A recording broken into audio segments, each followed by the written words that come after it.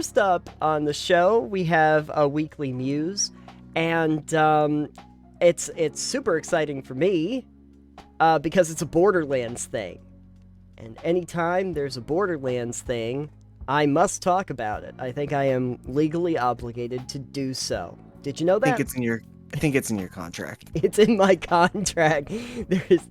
There is a contract that says that I absolutely have to talk about anything Borderlands related. You might know, Alex, that next year we are getting a new Borderlands game, Tiny Tina's Wonderlands. If you had heard about that. Yeah, once or twice. Yeah. And you might be a little bit curious about what that actually is. And yeah. I think we all are. My best understanding is that it is sort of like Borderlands, but taking more of the fantasy approach rather than taking, more of the, spacey kind of aspect of things. Less sci-fi, more fantasy in that direction. But it all kind of rooted back from a piece of DLC that was in Borderlands 2 that was very, very well received. And the good news that we just got today as we were recording this is that Tiny Tina's Assault on Dragon Keep, a Wonderlands one-shot adventure, just dropped. And it is actually available on the Epic Store for a week, as well as other platforms for like $10. So, exciting. Hope you're going to pick it up. Yeah, I'll probably pick it up after we record. Yeah. It's kind of hard not to if it's free. Yeah. Might as well get it while you can. So, I was looking through it a little bit because this was the first I had heard about it. Literally, when they told me that I could download it for free, it was the first I had even heard that they were going to do this. But essentially, Gearbox, in the run-up to Wonderlands, decided to actually drop a little bit of a standalone adventure that's going to hopefully serve as a little bit of PR, something to get people interested in the series again, if they weren't already. What they're basically doing is they're taking the Tiny Tina's Assault on Dragon Keep, which was the last major DLC expansion for Borderlands 2, and also the most well-received, and they turned it into its own standalone game, kind of using some of the new cool stuff that they're going to be implementing into Wonderlands. And so for those of you who aren't really aware, the Assault on Dragon Keep was basically Tiny Tina wants to take the Vault Hunters through this magical adventure in a game called Bunkers and Badasses, which of course can't be a reference to anything whatsoever. I can't imagine what they're talking about there. Horseshoes and hand grenades? Horseshoes and hand grenades, there's that too. And one of the first things is where she's like, roll for initiative. And so there's a lot of references to tabletop gaming and a lot of like D&D references, etc. throughout it. And it takes place in this very fantasy-oriented thing. And then a lot of the equipment is also fantasy-oriented, and the characters as well. Obviously, that got a very positive response, and Wonderlands is building off of that. But they made this one-shot so that they could kind of take that and then show it off as a Wonderlands expansion. Some of the neat things that you get... is it an expansion or a prequel? Is it a prequel? That's a good question. Or just, it could not be part of the world at all. It's not part of... See, you make a good point, only because if you've ever played Borderlands 2, you have to rectify something in your head. That the Assault on Dragon Keep is supposed to be taking place in a tabletop game that they are playing inside of the world. But equipment that you get while you are playing can be taken into the regular game setting when you jump back in. And we're really just crossing the threshold here between video game and tabletop game. Exactly. So, like, when you get the sword explosion gun in the Dragon Keep, which is supposed to be a tabletop game, you can take it into the regular game because it's just an expansion, so just like any of the others, you can just take it in, and then you can start chucking swords out of a shotgun that explode on impact. That's just a thing you can do now. It's sort of the equivalent.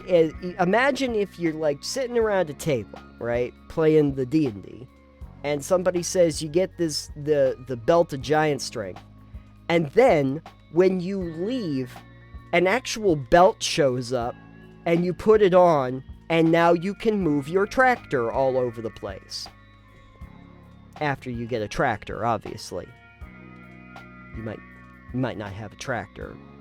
If you had a tractor, you'd be able to move it. The point is that you can do that, and they use the same basic logic in Borderlands 2.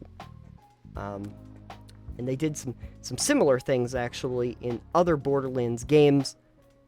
When they did the prequel, they had one where you were going inside of the mind of Claptrap, which is a scary, scary place indeed. And when you got glitch weapons and stuff like that, obviously you could take it into other parts of the game as well.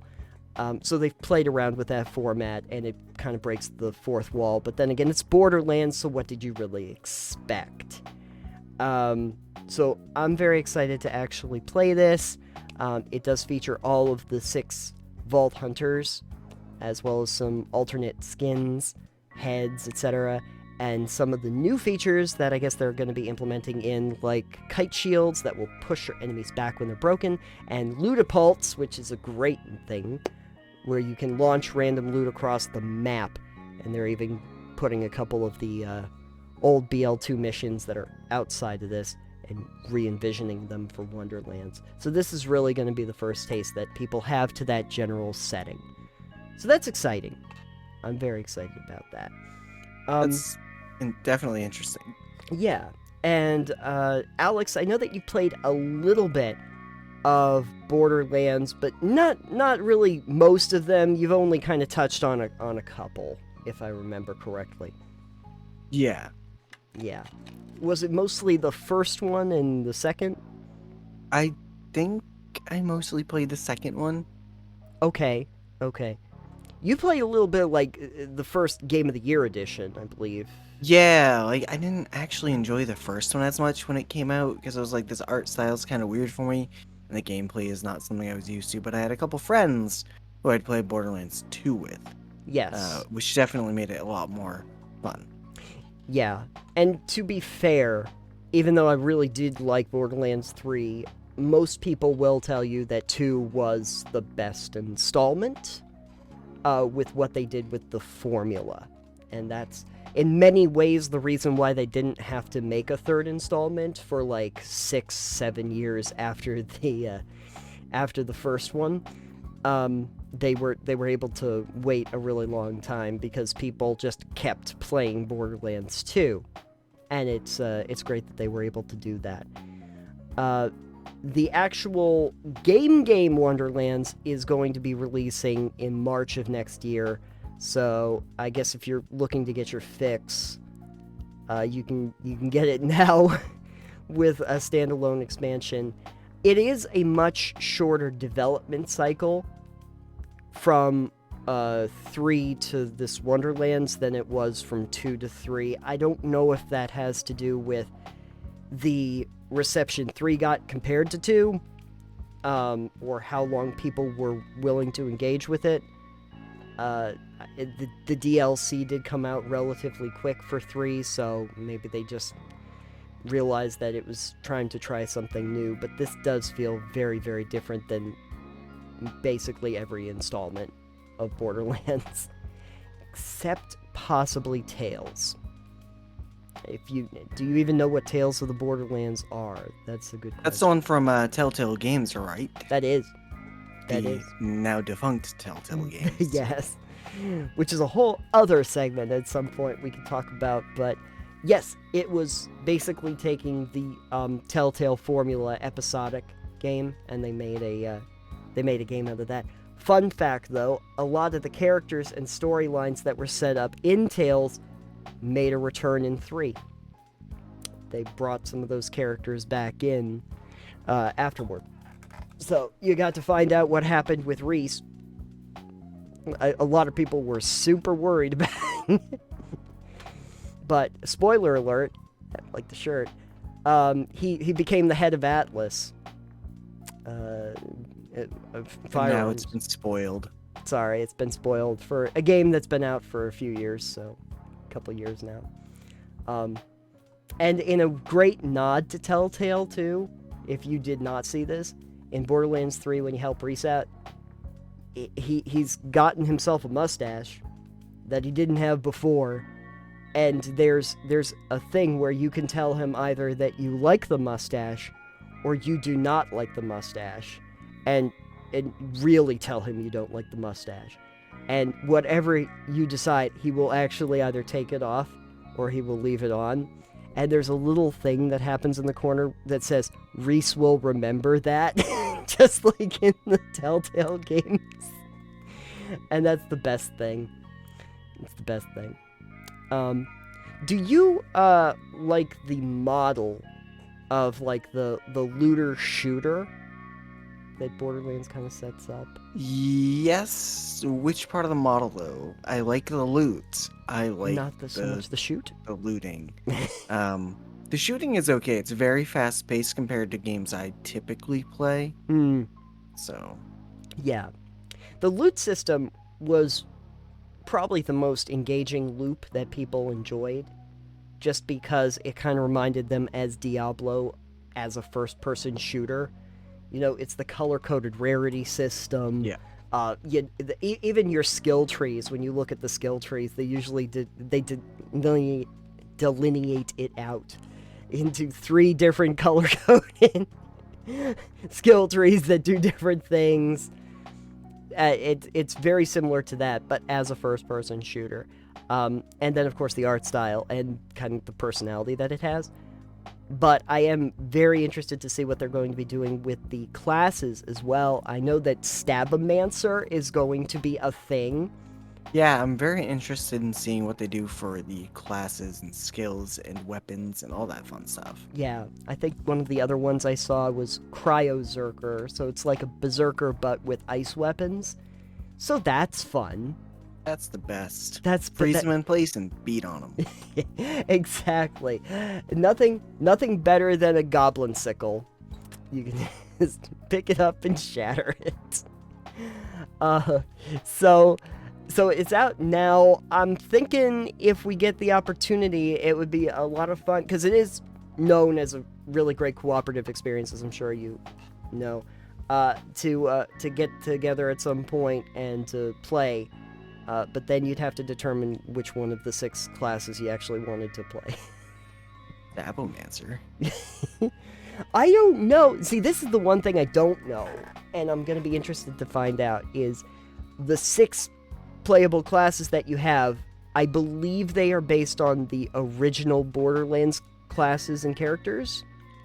So I don't know if they're those, or if they've assigned them to the new classes.